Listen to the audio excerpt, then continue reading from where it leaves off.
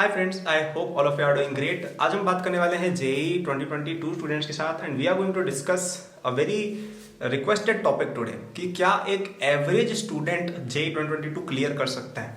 Right अभी आप में से कई लोग इस तरह के मैसेज मुझे भेजते हो ट्विटर इंस्टा पे और इवन यूट्यूब कमेंट्स में भी, जिसमें ये वर्ड बहुत ज़्यादा यूज होता है कि I am an average student. Right, तो अगर आपके मुंह से कभी भी शब्द निकला है अपने आप के लिए कि I am an average student, then you should definitely watch this video till the end. काफ़ी सारी डिस्कशन होगी कि एवरेज क्या होता है, कुछ होता भी है, एक्स्ट्राऑर्डिनरी कैसे बने, सारी बातें डिस्कस होंगी। और ये जो एवरेज वाला जो ये लोग लेके चलते हैं ना, सारा सब खत्म हो जाएगा इसी वीडियो के साथ। But before moving forward, let me know in the comments की which rank you are going to get. क्या आप आईआईटी, कौन सी आईआईटी ज्वाइन करोगे, कौन सी ब्रांच में जाओगे, ताकि यार आपको अपना गोल याद है। ठीक है, मैं अपने लिए नहीं बता रहा हूँ, या आपके लिए बता रहा हूँ कि यार आपको अपना गोल लिखना है कहीं। Right, also if you want the best quality notes for JEE preparation for absolutely free, then do check out the AcadBoost app. Link is in description. Video खत्म होने के बाद देखना, वहाँ पे मैंने खुद आपके लिए कई सारे नोट्स वगैरह बनवाए जो आपको काफ़ी ज़्यादा हेल्पफुल लगेंगे। राइट, तो उनको आप पढ़ सकते हैं JEE प्रिपरेशन में any time. Just keep the app in your phone. चाहो तो एक रेटिंग और रिव्यू दे सकते हो, राइट, अगर कुछ देना ही चाहते हो तो। And don't forget to subscribe to this channel, like this video, ताकि आपको इस तरह की और वीडियोज मिलती रहें related to JEE academics and all.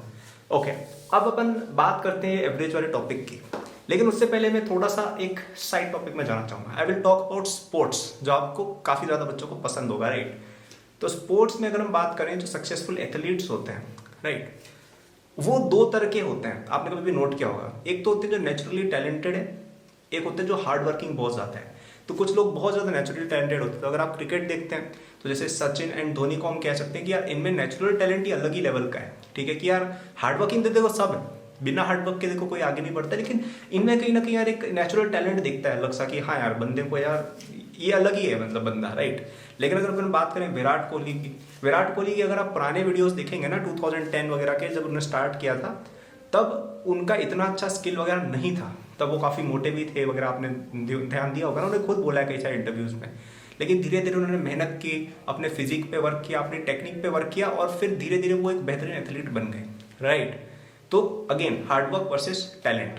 अगर आप फुटबॉल देखते हैं तो कहीं ना कहीं मेसी एंड नेमार को आप कह सकते हैं कि यार ये लोग नेचुरली टैलेंटेड लोग हैं। और क्रिस्टियानो रोनाल्डो जैसे अगर अपन बात करें, वो हार्ड वर्किंग कैटेगरी में आते हैं कि उन्होंने मेहनत के दम पे अपनी आज पोजीशन अचीव की है। काफ़ी बार वो बोलते भी है।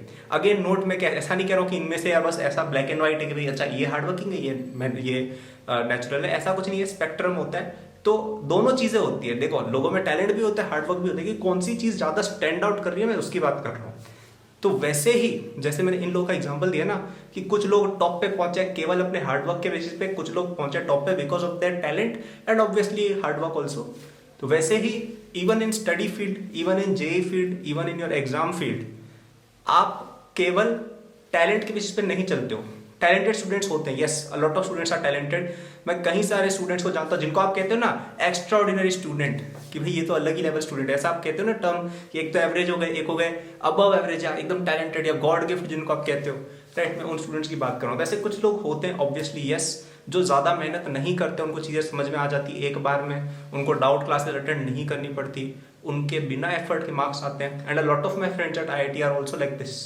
राइट, ऐसे लोग होते हैं, ज़्यादा नहीं बट है ज़रूर। And it is not appropriate for me to say. आप में से कई लोग शायद ऐसा सोचोगे, आपको शायद अच्छा ये लगेगा कि मैं ये बोल दूँ कि अरे यार मैं तो केवल मेहनत के बेसिस पे रैंक लाया। लेकिन कहीं ना कहीं मेरा सिलेबस भी जल्दी हो जाता था, चीज़ें एक बार में समझ आ जाती थी। And even in IIT I didn't have to study too much to get whatever grades I did, and graduation भी मेरा जल्दी हो गया। तो येस, टैलेंट मैटर करता है। ठीक है, टैलेंट मैटर करता है। कई सारे लोग इतना ज़्यादा हार्डवर्क नहीं करके भी रिजल्ट लाते हैं। लेकिन क्या इसका ये मतलब है कि हार्डवर्क वाले स्टूडेंट्स का कुछ होता ही नहीं है? नहीं, यहाँ पे there are also Virat Kohlis and Cristiano Ronaldos in this field.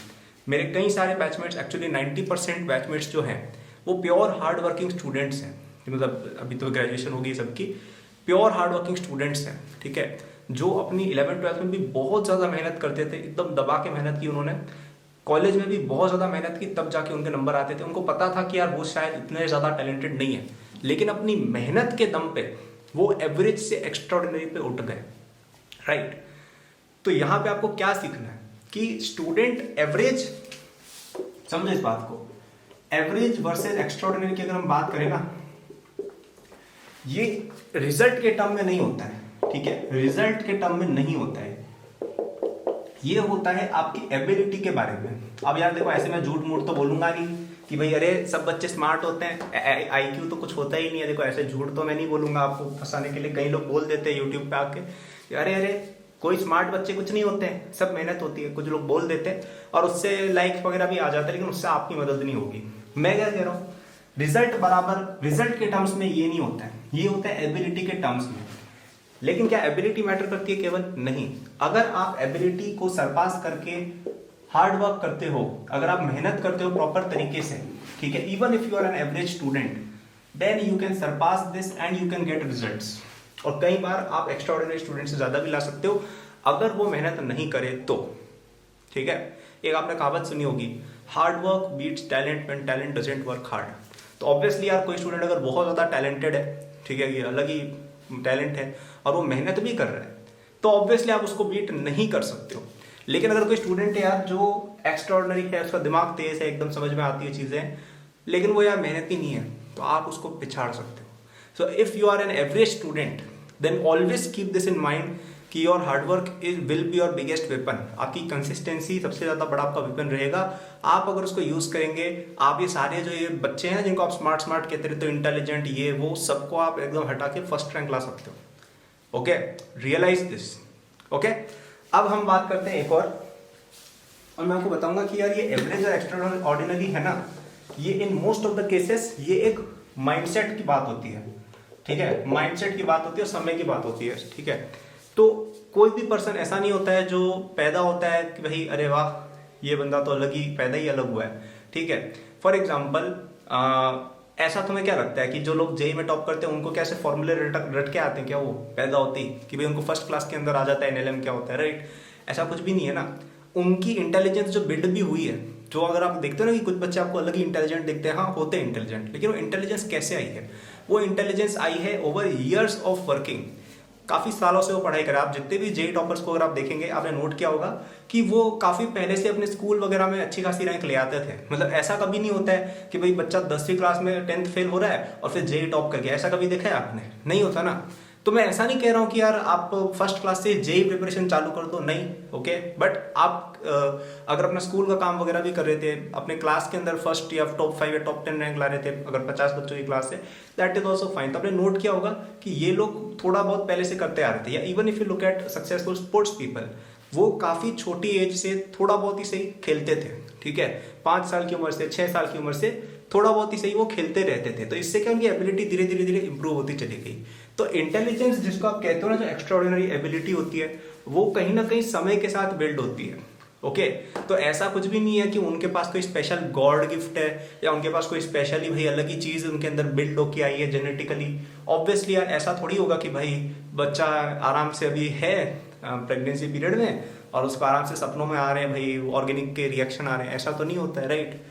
तो कहीं ना कहीं ये जो आप कहते हो ना एवरेज वर्सेस एक्स्ट्राऑर्डिनरी, ये टाइम की बात होती है यार, कि समय के साथ साथ आप एक्स्ट्राऑर्डिनरी बन जाओगे। तो अगर कोई स्टूडेंट ऐसा है जो सोचता है कि वो आज एवरेज है, तो कल तुम एक्स्ट्राऑर्डिनरी बन जाओगे। बस मेहनत करते रहो, अपना माइंडसेट सही जगह पर रखो, राइट? अपना माइंडसेट में क्यों कहता हूँ आईआईटी का, मैं कहता हूँ ना कमेंट करने को मैं क्यों कहता हूँ, ताकि आप लोगों का माइंडसेट फिक्स रहे कि यार हाँ आईआईटी जाना है तो जाना है। तो अभी तक नहीं किया कमेंट तो कर दो, राइट? तो माइंडसेट और टाइम अगर आप देंगे, आप अगर आज 11th में या 12th में भी हैं, 1 साल बाद आप भी एक्स्ट्राऑर्डिनरी स्टूडेंट बन सकते हो, ठीक है? तो कोई स्टूडेंट एवरेज, आई होप अब अपने आप को नहीं समझ रहा हो कि यार हम तो एवरेज स्टूडेंट है, ये सब कुछ भी नहीं होता है, ठीक है? एवरेज स्टूडेंट पागल बनाने की बातें हैं, ठीक है? एवरेज बोल बोल के कोचिंगों में एडमिशन दिलवा देते हैं कि अरे आपका बच्चा तो एवरेज स्टूडेंट है, इसको हमारी कोचिंग में आना चाहिए, हम इसको एक्स्ट्राऑर्डिनरी बना देंगे। यार ऐसे थोड़ी होता है। एक्स्ट्राऑर्डिनरी बच्चा अपनी मेहनत से बनता है, अपनी लगन से बनता है। So if you put in that hard work, if you put in that consistency, you will become extraordinary. That is the whole point of this video, ठीक है? तो ये जो भी लोग ये अपने आप को कमजोर समझ रहे थे, आई होप आपको थोड़ा सा कुछ मिला होगा इस वीडियो से। और अक्टूबर चैलेंज कैसा चल रहा है गाइस, बता दो यार कमेंट करके। अक्टूबर चैलेंज जिसको नहीं पता है, अक्टूबर में मैंने एक बात बोली थी कि आपको 3 कोई बड़े चैप्टर है जो 11th के आपके लैकिंग चल रहे हैं, कि 11th में आप कमजोर हो उनके अंदर, उनको आपको कवर करना है, ठीक है? तो अगर अभी तक किसी ने चालू नहीं किया है, कमेंट करके बताओ 3 चैप्टर कौन से उठाने वाले हो और इनको कंप्लीट करो, ठीक है? ज्यादा अभी कितने अक्टूबर में बचे हैं, अभी दिन 10 दिन बचे हैं, तो अभी भी किसी ने नहीं किया आप कर सकते हो, राइट? और अगर किसने कर लिया है या किसने 2 चैप्टर कर लिया, 2.5 चैप्टर कर लिया, तो एक्सपेंड करो उसको, राइट। और अपडेट करते रहो कमेंट्स वगैरह करके कि भाई आप इसमें कैसा क्या चल रहे हो। ये इसलिए ताकि यार आपका सिलेबस कवर होता रहे। और अगर कोई ऐसा स्टूडेंट है यार जिसका सिलेबस काफ़ी कम कवर्ड है, जिसको लग रहा है उसकी काफ़ी ज़्यादा चीज़ें छूटी हुई हैं, और जो चाहता है कि मेरा एवरेज से एक्स्ट्रा ऑर्डिनरी का जो पाथ है उसका एक शॉर्टकट मुझे मिल जाए, तो मैं आपको बताता हूँ, आपको मेरे जेईई 2022 अल्टीमेट कोर्स में एनरोल होना चाहिए, ठीक है। ये कोर्स पे आपको 25 अक्टूबर तक 50% डिस्काउंट मिल रहा है। कई बच्चों ने बोला था, अभी लेटेस्ट भी हमने निकाली थी, 20 तारीख तक हमने डिस्काउंट ऑफर रखा था। कुछ बच्चों ने बोला कि ड्यू टू फाइनेंशियल इश्यूज उनको इशू हो रहा है, इसलिए हमने एक्सटेंड कर दिया 5 दिन और। तो अगर अभी तक किसी ने नहीं लिया है तो आप 25 अक्टूबर तक ले सकते हैं इसका डिस्काउंट। इसमें मैंने आपको खुद पढ़ाया तीनों सब्जेक्ट, फिजिक्स, केमिस्ट्री, मैथ्स। क्या कराया उसके अंदर मैंने आपको सारे चैप्टर्स की एक बहुत ही शानदार समरी प्रोवाइड की है, जिससे कि अगर आपको चैप्टर छूटा हुआ है कि यार आपको लेट से रोटेशन नहीं आता है, आपको रोटेशन अगर आप खुद से पढ़ेंगे या किसी यूट्यूब पे जाके पढ़ेंगे, किसी भी कोचिंग में पढ़ोगे, मिनिमम 50 से 60 घंटे की थ्योरी पढ़ा दी जाएगी। क्या आपके पास 50 से 60 घंटे हैं? नहीं है ना। इसमें मैं क्या कराता हूँ, मैं आपका 1.5 घंटा ही लूंगा। उसमें मैं आपको बता दूंगा कि भाई ये फॉर्मूले हैं, ये कॉन्सेप्ट्स हैं, यहाँ लगते हैं और क्वेश्चन ऐसे सॉल्व होते हैं। तो क्या आप उसको करके एकदम ब्रह्म ज्ञान पालोगे रोटेशन का? नहीं। उसके लिए आप 60 घंटे का लेक्चर देखिए। क्या आप पालोगे? आपको कोई अगर सवाल पूछेगा जेईई मेन, जेईई एडवांस में, तो आप वो कर पाओगे। हमको करना भी वही ना। मैं तो क्वेश्चन सॉल्व करने, हमें क्या मतलब भाई प्रूफ वगैरह से, हमें क्या मतलब अभी अगर हमारी प्रिपरेशन एकदम एंड स्टेज पे आ गई है, right. So for now it will be very very crucial for you, आपको काफ़ी हेल्प होगी। फिर मैंने उसके अंदर आपको क्वेश्चंस वगैरह भी सॉल्व करके बताया, ताकि आपको एकदम पता चल जाए कि यार क्वेश्चंस कैसे सॉल्व करने हैं इन द पेपर। आप कई बार सोचते हो ना कि यार हमारा एग्जाम में दिमाग ब्लैंक हो जाता है, हम नए क्वेश्चन सोच नहीं पाते हैं। वो सारी चीज़ें मैंने आपको सिखाई हैं based on my experience of getting full marks in JEE main 2017। Okay, आपको प्रैक्टिस के लिए डीपीपी टेस्ट सीरीज वगैरह भी प्रोवाइड की है। So overall it's a very very good resource if you are someone जिसकी प्रिपरेशन बहुत ही मतलब आपको होपलेस लग रही है यार, कि यार रास्ता नहीं दिख रहा है आगे कुछ। अगर आप एकदम फुल मार्क्स ला रहे हो, रैंक 1 ला रहे हो अपनी कोचिंग में, then obviously you don't need it. Otherwise I would say you absolutely need it, you should get it. Okay, तो यार that was the video. I hope आपको वीडियो पसंद आई हो। लाइक करना, सब्सक्राइब करना, and to get the course check the link in the description on the AcadBoost app पर तो जाना ही है, फ्री नोट्स हैं यार, वो तो लेना ही लेना, राइट। और ये कोर्स आप चाहो तो आप ले सकते हो। Thank you for watching, all the best, take care.